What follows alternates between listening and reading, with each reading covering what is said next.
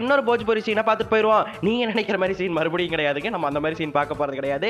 இது குடும்பங்களுக்காக நடத்தப்படும் கூடிய ஒரு சேனல். சரி, ஓகே. இப்ப பார்க்க போற போஜ்பூரி சீன் போஜ்பூரி சூப்பர் ஸ்டாரான பவன் கல்யாணோட சீன். இந்த சீனை பார்த்துட்டு இருக்கீங்கன்னா அவருடைய 2 கையிலயுமே காரை கட்டி இழுத்துட்டு இருக்காங்க. காரை கட்டி அந்த வேகத்தில் எடுத்தாங்கன்னா அவங்க உடம்பு பிச்சுட்டு தானே போகும். ஆனா தலைவனுக்கு பிச்சுட்டே போகாது. ஏன்னா தலைவன் இரும்பு உடம்பு, வைரம் பாஞ்ச கட்டன் தலைவன். நீங்க நினைச்சது கரெக்ட் தான். வைரன்னு நான் ஹீரோயின் தான் சொன்னேன். சரி, ஓகே. இந்த மாதிரி சங்கிலி கட்டி இழுத்துட்டு இருக்கும்போது நம்ம தலைவனை ஒண்ணுமே பண்ண முடியாதுல்ல. அவர் ஆஞ்சநேயரை வேண்டி ஜெய் பஜ்ரங்கி அப்படின்னு சொல்லிட்டு இழுக்கிறாரு.